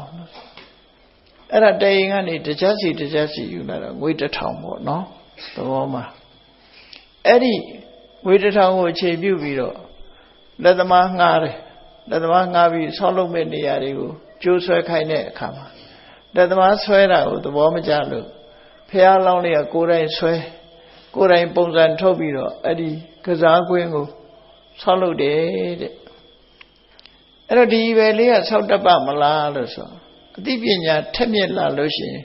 သူ့ဖို့မှာဒီလောက်ကလွယ်လွယ်ကူကူလေးနဲ့ဖြစ်သွားတယ်စိတ်ကူးဉဏ်ကူရှိပြီးသားဖြစ်သွားဘလို့ဆောက်မယ်ဆိုတဲ့သူ့ရဲ့အစီအမံအတိုင်းပဲလက်သမားတွေပြန်နေကဆောက်လုပ်ပြီးတော့ပေးရတယ်တဲ့သူကအဲ့ဒီနေရာမှာကစားကွင်းကြီးဆောက်တဲ့အခါမှာအများအတွက်လည်းအသုံးဝင်အောင်လို့ဒီအဆောင်တွေကိုတီးသန့်အပြင်ဘက်မှာမျက်နှာလှည့်ထားတဲ့အဆောင်9ဆောင်ထည့်ပြီးတော့ဆောက်တယ်တစ်ဆောင်က homeless တွေအတွက်အိမ်မရှိရမရှိတဲ့ပုဂ္ဂိုလ်တွေနေလို့ရအောင်လို့ဆိုပြီးတော့ homeless တွေအတွက်တစ်ဆောင်ထည့်တခန်းထည့်တယ်ပေါ့နောက်တစ်ခါဒီခရီးသွားလာရင်းနဲ့မိဖွားတဲ့အမျိုးသမီးတွေအတွက်ကလည်းမိဖွားဖို့ဆိုပြီးတစ်ဆောင်ထည့်တယ်ခရီးသွားယဟန်တန်ခါသူတော်စင်တွေအတွက်သမဏပြမနာတွေအတွက်ကလည်းတစ်ဆောင်ထည့်တယ်နောက်တစ်ခါခရီးသွားကုန်သည်တွေသူတို့ကုန်ပစ္စည်းတွေကိုလုံလုံခြုံခြုံထည့်ဖို့ဆိုပြီးကုန်ထားဖို့ဆိုတဲ့အဆောင်ကလည်းတစ်ဆောင်ထည့်တယ်အဲ့ဒီကုန်သည်တွေနားနေဖို့ဆိုတဲ့အဆောင်ကလည်းတစ်ဆောင်ထည့်တယ်အားလုံးအဲ့ဒီ9ဆောင်နဲ့အဲ့ထက်မဲ့ကီလာမန္တလာဆိုတဲ့ကစားကွင်းကြီးလည်းပါတယ်ဝိနည်းဆရာဆိုတဲ့တရားဆုံးဖြတ်တဲ့တရားယုံလည်းပါတယ်ဓမ္မတဘာဆိုတဲ့တရားဟောတဲ့အဆောက်အဦကြီးလည်းဟောကောင်းကြီးဟောကန်းကြီးလည်းပါတယ်အဲ့ဒါလို့ဆန်းဆန်းပြပြအဆောက်အဦကြီးကိုစီမံပြီးတော့သူဆောက်လုပ်စေတယ်သူကအဲ့ဒါလို့ဆောက်လုပ်တာနောက်တစ်ခါအဲ့ဒီအဆောက်အဦဆောက်ရုံနဲ့မကဘူးအမတန်ကျယ်တဲ့ကွင်းကြီးထဲမှာရှေးကန်းဒီပင်မလာလို့ရှိရင်ရေချိုးလို့ရအောင်ခီးသွားတွေရေချိုးလို့ရအောင်ရေကန်ကြီးတူးဖို့အဲ့ဒီရေကန်ကြီးကဆင်းတဲ့စိတ်ကံပေါင်း1000ရှိတယ်အကွေ့အကောက်1000ရှိတယ်လို့ဆိုလို့တယ်ရေကန်ကြီးတူးဖို့တယ်အဲ့ဒီရေကန်ကြီးပတ်ဝန်းကျင်မှာလည်းပဲပန်းမင်မျိုးစုံကိုစိုက်ပြီးတော့ပန်းဥယျာဉ်ကြီးလည်းဖန်တီးထားတယ်အမတန်မှဆန်းဆန်းပြပြစိတ်ကူးညံ့ကူးနဲ့တကယ်ကိုလှပတဲ့ကစားကွင်းကြီးဗိမာန်ကြီးတစ်ခုကိုတည်ဆောက်ပြီးရှေးကန်တွေဥယျာဉ်တွေဝန်းရံထားပြီးတော့ဆောက်လုပ်ထားတယ်အဲ့ဒီမှာဘုရားလောင်းမောဟတထာကအကြောင်းနဲ့အကျိုးအကောင်းနဲ့ဆိုလှုပ်တင်တာတွေမလှုပ်တင်တာတွေကိုကလေးသေးငယ်တွေလာတဲ့လူတွေကိုသူကဟောပြောတယ်ခုနှစ်သားအရွယ်လေးကဟောပြောပေးတယ်အဲ့ဒါလို့နေတာအဲ့တော့သူ9နှစ်အရွယ်ရောက်လာတဲ့အခါဝေဒေဟဘုရင်ကြီးကရက်တွက်ကြည့်လိုက်အေးငါပြောတဲ့ပိုးဆုံးညူတို့မိဘွားလေးဟာတရေတီတာဆိုရင်ခုချိန်မွေးပြီးပြီရက်တွက်လိုက်တဲ့အခါကျတော့9နှစ်ရှိနေသူမွေးပြီးရင်9နှစ်သားရှိရမယ် အဲ့တော့ဒီကလေးကမွေးပေးလောက်ပြီအဲ့တော့သူခုပဲရောက်နေတယ်လဲဆိုတာစုံစမ်းရေးလွတ်မယ်ဆိုပြီးဘုရင်ကြီးကအမတ်ကြီး၄ယောက်ကိုတယောက်ကအရှိတကားဘက်ကိုသွားဖို့တယောက်ကအနောက်တောင်တကားဘက်ကိုသွားဖို့တယောက်ကအနောက်တကားတယောက်ကမြောက်တကားဆိုပြီးတော့အမတ်ကြီး၄ယောက်ကိုစုံစမ်းရေးလွှတ်လိုက်တယ်စုံစမ်းရေးသွားလိုက်တော့တောင်ဘက်အနောက်ဘက်မြောက်ဘက်သွားတဲ့လူတွေကဘယ်သူမှမတွေ့ဘူးအရှိဘောက်သွားတဲ့အမတ်ကဒီအရှိယဝမစ္စကရွာရောက်သွားတဲ့အခါကျတော့အရင်တော့မမြင်ဘူးတဲ့အလွန်ထူးဆန်းတဲ့အဆောက်အဦကြီးတွေဗိမာန်တွေကစားကွင်းကြီးတွေရေကန်ကြီးတွေအဲ့ဒါတွေကိုမြင်လိုက်တဲ့အခါကျတော့ဟာဒါဘသူစီမံတာတော့ဘယ်ဒီဇိုင်နာကဆွဲပြီးတော့ဘယ်ဆောက်လို့ရေးကဆောက်ပေးတာတော့လို့ဆိုတော့ရွာလူတွေကပြောတယ်ဘယ်ဒီဇိုင်နာမှမဟုတ်ဘူးဘယ်ဆောက်လို့ရေးမှဆောက်တာမဟုတ်ဘူးစီမံတဲ့ပုဂ္ဂိုလ်ကတော့ဟောဒီ9နှစ်အရွယ်ဒီပညာရှိသူငယ်လေးပဲဖြစ်တယ်ပြောလိုက်တဲ့အခါ तू ကရက်တွက်ကြည့်တော့ဘုရင်ကြီးအိမ်မက်မက်တာနဲ့ဆိုရင်ဒါ9နှစ်ဒါ तू ပဲဖြစ်ရမယ်သူပဲဖြစ်ရမယ်ဆိုပြီးဘုရင်ကြီးစီလန့်အကြောင်းကြားတယ်ရှင်မင်းကြီးအိမ်မက်ထဲကတကယ်ပညာရှိသူငယ်လေးတော့တကယ်ပေါ်ပေါက်နေပြီသူဆောက်ထားတဲ့ဒီဖန်တီးထားတဲ့အဆောက်အဦတွေဥယျာဉ်တွေဗိမာန်တွေရေကန်တွေဟာအမတမအမခမ်းပဲတမန်ပုဂ္ဂိုလ်တယောက်ဆောက်ထားတာနဲ့မတူဘူးအလွန်ထူးဆန်းဒီဇိုင်းလှနဲ့အမတမပြည့်စုံတဲ့အဆောက်အဦကြီးတွေဖြစ်တယ်ဆိုတာကိုလှမ်းပြီးတော့သတင်းပို့တယ်သတင်းပို့တဲ့အခါကျတော့ဘုရင်ကြီးကပညာရှိအမတ်ကြီးသေနဂကိုခေါ်ပြီးတော့အေးအမတ်ကြီးဟောကြားတဲ့အတိုင်းအခုပညာရှိပို့ဆိုညူလေးလောက်ပြီးလေရနေပြီကောင်းကင်ယံထိအောင်လင်းပြောင်သွားတဲ့ပညာရှိလေးတော့ပေါ်ပေါက်နေတာအခုသိချပြီတို့နန်းတော်ကိုခေါ်ကြစို့လားဘုရင်ကြီးကပြောတဲ့အခါကျသေနဂအမတ်ကြီးကစိတ်ထဲမှာဝန်းတိုးတယ်ကျန်လားလူရဲ့သဘာဝ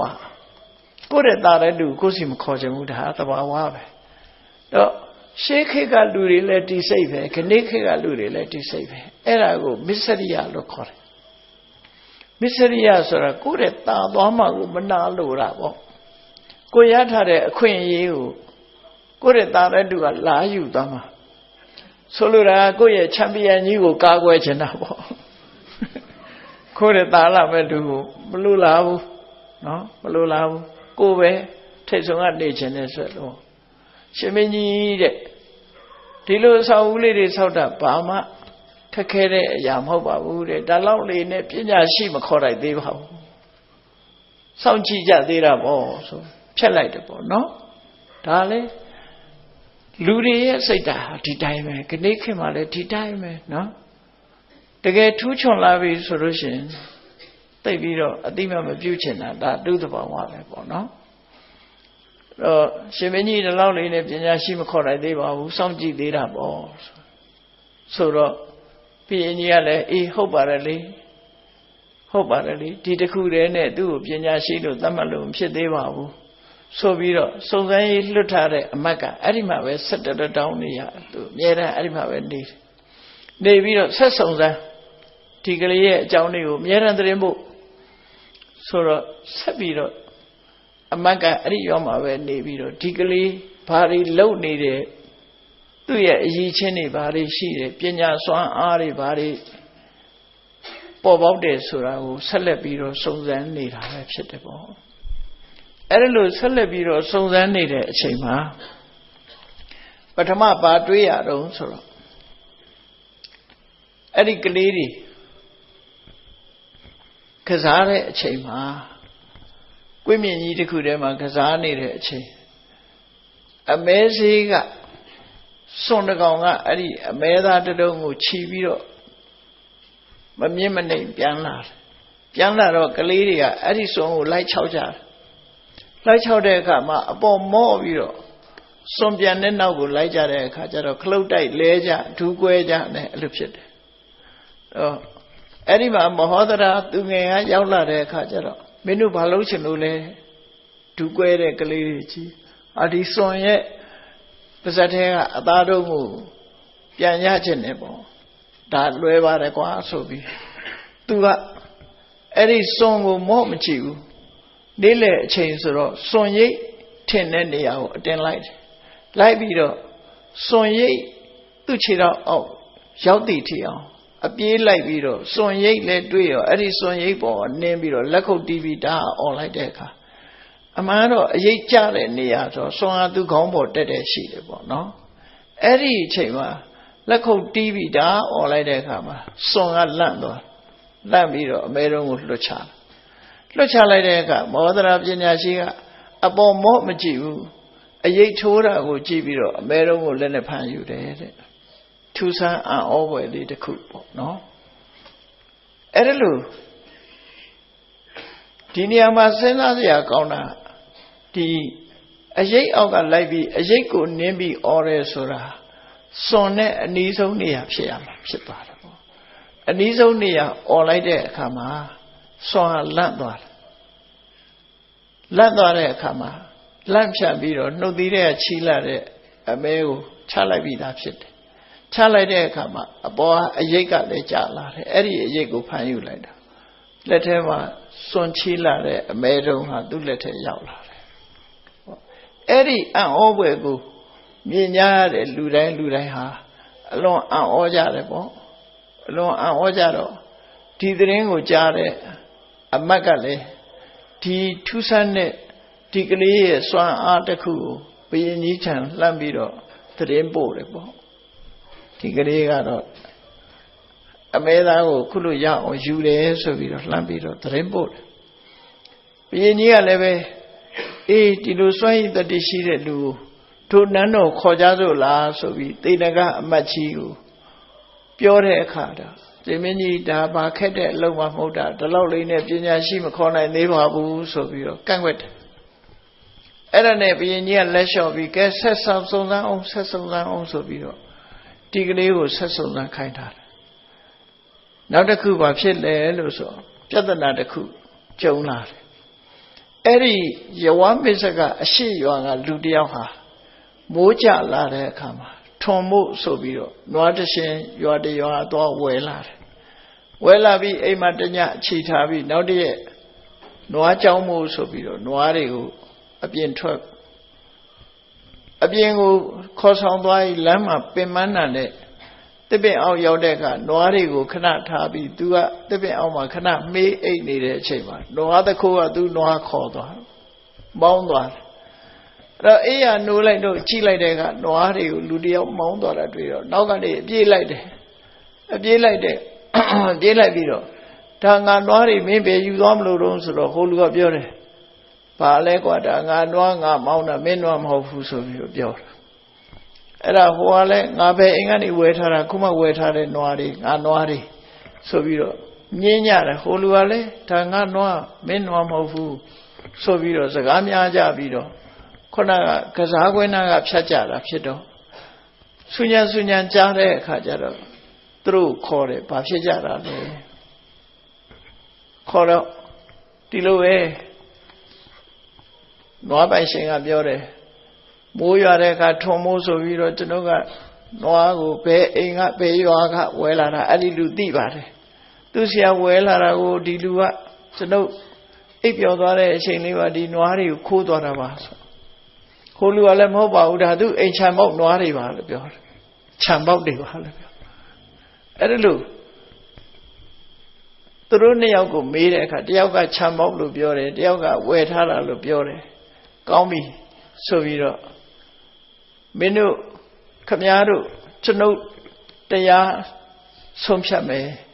ကျွန်ုပ်ပြောတဲ့အဆုံးဖြတ်တိုင်းလိုက်နာကြမလားဆိုလိုက်နာပါမယ်မောဒရာပညာရှိကသူလူတွေနဲ့ကြေးရွာကလူတွေအတိုင်းဝိုင်းနေနဲ့ပရိသတ်အလုံးပရိသတ်ရှေ့မေးမယ်အဲ့တော့နွားအိမ်ချမ်းပေါက်နွားပါလို့ပြောတဲ့လူကိုမေးတယ်ဒီလိုဆိုရင်မင်းနွားတွေဘာတွေကျွေးထားလဲဆိုတော့သူကပြောတယ်နွားတွေကိုယာကူးတိုက်တယ်တဲ့နော် ရှာကူးတိုက်ပြီးတော့သူဟာကျွေးမွေးထားပါတယ်ပေါ့ဆိုတော့ခုနကဝဲလာတယ်ဆိုတဲ့လူကိုမေးတဲ့အခါကျွန်တော်ကတော့ယာကူးတွေဘာတွေမတိုက်နိုင်ပါဘူးဒီနွားစာတွေရိုးမြက်ပဲကျွေးပါတယ်အေးအလုံးမှတ်ထားကြဒီလူကယာကူးတိုက်တယ်လို့ပြောတယ်နွားတွေကိုအစာကောင်းတွေကျွေးတယ်လို့ပြောတယ်ဒီလူကတော့မြက်ပဲကျွေးတယ်လို့ပြောတယ်ကောင်းပြီမှတ်ထားဆိုပြီးတော့ဥပဒကပင်လို့ပိယင်ခုပတ္တလို့စာထဲမှာပါတော့ပိယင်ခုဆိုတာဥပဒကပင်သို့မဟုတ်ရှစ်ရှားပင်အဲ့ဒီအပင်ကနာမည်မှတ်မယ်ဆိုလို့ရှိရင်အဲ့ဒီအပင်ကအရွက်ကိုခူးခိုင်းပြီးတော့အဲ့ဒီအရွက်ကိုရှည်စိမ်ပြီးတော့နွားတွေကိုတိုက်တာနွားတွေတိုက်တဲ့အခါနွားတွေဝမ်းလျှောတဲ့ဟာကိုတိုက်လိုက်တာတိုက်လိုက်တဲ့အခါကျတော့မြက်တွေပဲထွက်လာမြက်တွေပဲထွက်လာခုနကကျွေးတယ်ဆိုတဲ့လူကရှာကူးထမင်းကျွေးတယ်ဆိုတဲ့လူရဲ့ရှာကူးထမင်းမထွက်ပဲနဲ့မြက်တွေကြီးပဲထွက်လာတော့ဒါဘသူဟာသခိုးဖြစ်မလဲဆိုတာအဲ့ဒီမှာဘုရားလောင်းမောဟဒရာကဆုံးဖြတ်ပေးတာအလုံးကိုမေးလိုက်တယ်ကြည့်ဒီနွားကသူဝန်းလျှောတဲ့အခါပါလာတဲ့အခါမြက်တွေကြီးပဲပါလာတယ်အဲ့တော့ဘသူစကားမှန်လို့ဆိုတော့ဒီဘက်ကလူရဲ့စကားမှန်ပါတယ်ဆိုရင်ဟိုလူကသခိုးပဲမင်းခိုးသလားမခိုးဘူးလားခင်ဗျားခိုးသလားမခိုးဘူးလားပြောပါဆိုတဲ့အခါကျတော့ဝန်ခံလိုက်ရတယ်သူကဝန်ခံလိုက်ရတဲ့အခါမှာဝိုင်းပြီးတော့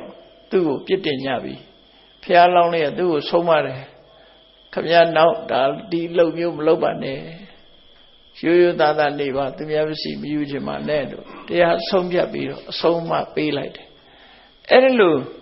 တရားဆုံးဖြတ်တာစနစ်တကျဆုံးဖြတ်တာကို9နှစ်အရွယ်ကလေးလေးဆောင်ရွက်တာကိုအလုံးတရွာလုံးကတန်အံ့တော်ဖြစ်ပြီးခုနကစုံစမ်းထောက်လှမ်းနေတဲ့အမတ်ကဘုရင်ကြီးစီကိုသတင်းပို့ပြန်တယ်ပေါ့သတင်းပို့တော့ခုနကတေနကအမတ်ကြီးကိုခေါ်ဖို့ပြောပြန်တဲ့အခါမှာဒါလေးလောက်နဲ့မလုံလောက်သေးပါဘူးစောင့်ကြည့်သေးတာပေါ့ဆိုပြီးအချိန်ဆွဲလိုက်ပြန်တယ်တဲ့ဒါနွားတရားစီရင်ခံလို့ခေါ်တယ်ပေါ့နော်အဲ့ဒါလို့မောဟဒရာပညာရှိရဲ့ပညာစွမ်းအားတွေဟာတစ်မျိုးပြီးတစ်မျိုးသူ့ပညာစွမ်းအားနဲ့ပေါ်လာတဲ့ပြဿနာတွေကိုဖြေရှင်းသွားနိုင်တယ်ဆိုတာကိုဆက်လက်ပြီးတော့နောက်ကြတော့နားထောင်ကြရမှာဖြစ်တယ်ပေါ့ဒီကနေ့တော့ဒီလားရင်ခိတ္တရနားကြရအောင်မောဟဒရာပညာရှိရဲ့ဒီအရွယ်လေးနဲ့အကြောင်းကျိုးဆင်ခြင်ပြီးတော့အခုလိုလုံနိုင်စွာရှိတာဟာဘဝကပညာပါရမီဖြည့်လာခဲ့တဲ့စွမ်းရည်တတိတွေဆိုတာဟာယုံမှားဖို့ရမရှိပါဘူးဒါကြောင့်တရားချစ်ခင်သူတော်စင်ပြိဿအပေါင်းတို့ပညာစွမ်းအားဆိုတာတခြားအားတွေနဲ့မတူဘဲနဲ့အလွန်ကြီးမားတဲ့စွမ်းအားတစ်မျိုးသာဖြစ်တယ်ဆိုတာသိရှိနားလည်ပြီးမိမိတို့ကိုယ်တိုင်လည်းပညာပါရမီပြည့်အောင်တတိဆောင်ပြီးကြိုးစားအားထုတ်နိုင်ကြပါစေကုန်သတည်း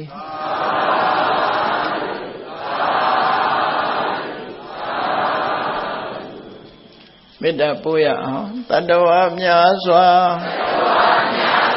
ဖေးရန်กว่าချမ်းသာကြပါစေတတ္တဝါများစွာဖေးရန်กว่าချမ်းသာကြပါစေမေတ္တာရေချမ်းသုံးငါဖြံငြိမ်းချမ်းကြပါစေမေတ္တာရေချမ်းသုံးငါဖြံငြိမ်းချမ်းကြပါစေသက်ရှိချမ်းသာစိတ်ချမ်းသာတို့ရဆန္ဒပြည့်ပါစေသက်ရှိချမ်းသာစိတ်ချမ်းသာတို့ရဆန္ဒပြည့်ပါစေဘုံလန္တာဒုက္ခပင်ကစားမေတ္တာပုံနေတုသင်္ကမမနောတရတိတဗ္ဗေတံဘဝယံတုဒုက္ခနကမေတ္တာပုံနေတုသင်္ကမစုပေါင်းဖို့အမေတ္တာတဟုရောင်ပြူပါဝင်ဝေလာမင်းနှင့်ရောင်ခြင်းရှဲယုံပေါင်းဆောင်ရအခြင်းကြောင့်သဗ္ဗေတံကျွေးမဲ့ဥသုံးလုံးစုံများစွာတတ္တဝါတို့၏မနောတရတိမြင်မြဖြူစင်အေးကြည်လင်းသည့်ရေစဉ်ပြည့်တင်းစိတ်နှလုံးတည်ဟုသောရေအိုင်ကြီးအတွင်၌ ဒုက္ခပင်ကစားစင်ထောရအမြจิตာတာယာပွင့်လန်းချမ်းသာဒုက္ခတိဟုသောကုမုဒ္ဒရာကြာပန်တို့သည်ဖုံးလန္တဝန္တရွှေမြူဝမုံလူလျက်ကြည်နူးဝဲကြုံဖူးပွဲညကုန်သည်ဖြစ်ပေသူကဏကလေအောင်လေတဲ့ရောရှက်သင်ပြပိတိတိဟုသောယနံတို့သည်ဘဝယံတုကောင်းစွာမဲ့သွေကြိုင်နိုင်၍နေကြပါစေကုန်သတည်းသာ